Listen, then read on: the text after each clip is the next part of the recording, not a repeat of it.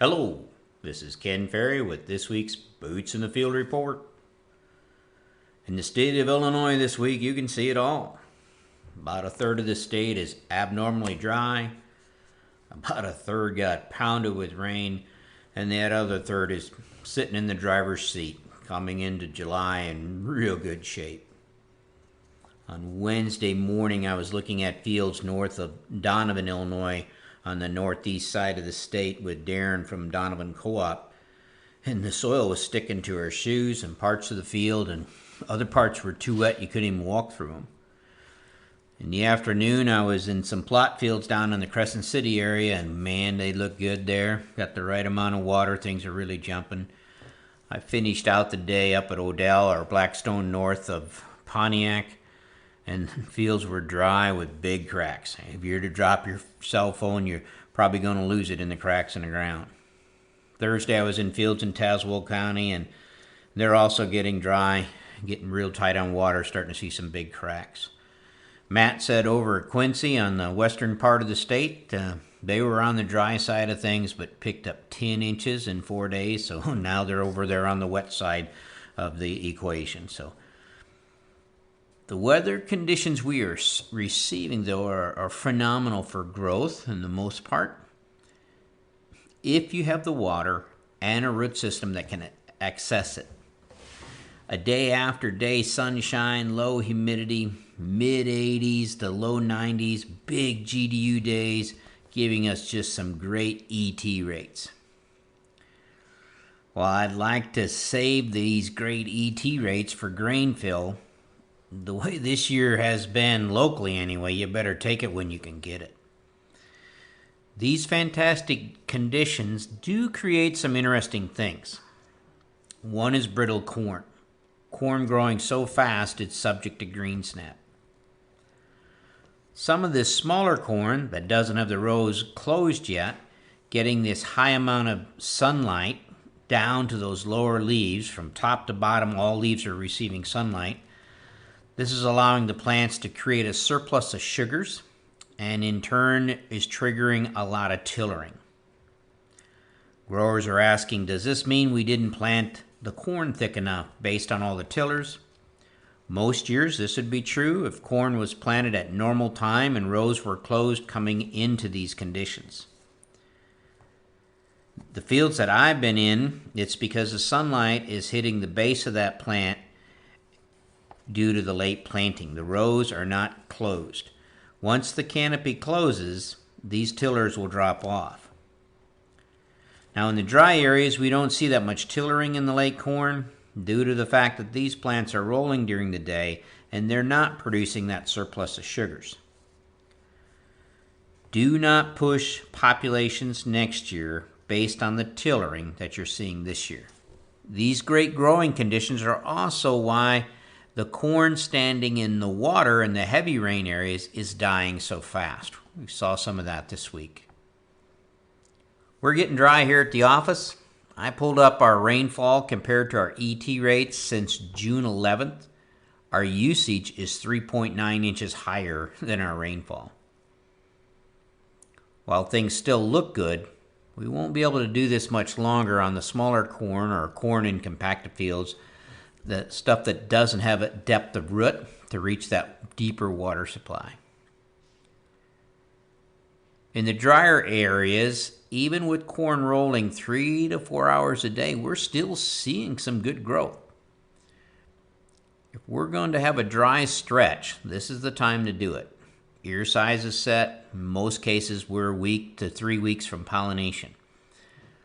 So it's a good time to, if we're going to be dry, now's the time to handle it without much damage to yield.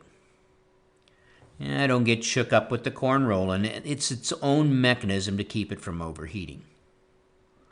One thing I have noticed in the drier areas is a higher than normal amount of cotton pith inside the stalk, indicating that the plant is going to nutrient reserves in the stalk quicker and harder than it usually does. This is what those stored nutrients are for, to fill in the gaps on the days when the root system doesn't keep up. Usually when a plant goes to stalk reserves this hard, you can also see cannibalization of the lower leaves. The lower leaves in most fields are still intact. I believe this is because most of the fields have yet to close the rows, and they're letting sunlight hit these lower leaves. As long as sunlight can reach them, they continue to contribute to feeding the plant. Once the rows close, they become a net negative, using food but not producing it. At this point, they'll be cannibalized pretty quick. Early stalk cannibalization doesn't have that big effect on yield, but it can lead to stalk quality issues this fall. Another common sight in the dry area is potash deficiency, especially on the outside rows. Now, potassium and boron are very dependent on mass flow of water to get it loaded into the plant. In dry conditions, those two show up deficient pretty quick. The outside rows have higher ET rates and have to compete with the grass in the road ditch for water and potassium. This is usually the first place that we start to see K deficiency, that yellowing on the outer edge of both the corn and the bean leaf. Disease pressure has been quiet in most places up until now. You guys that have been hogging all the rain, be sure to stay on top of your disease scouting. Keep scouting for insects, especially in that non-GMO corn. Fields where we saw corn borer moths on June 12th had borer between first and second instar feeding in the whorls and in the leaf veins on July 1st. Just right for treating before they get in the stalk. If you are in the 1/3 of Illinois that is abnormally dry on the drought monitor map, it's time to stop mowing road ditches and waterways. The 10-day forecast doesn't look too promising, meaning we may be dealing with spider mites. Right now, the bean crop is rocking. We're not going to let these little varmints slow it down. Step 1, shut the mowers off early. Step 2, spray the borders. We can push the spider mite threat back 3 weeks if we play it smart now.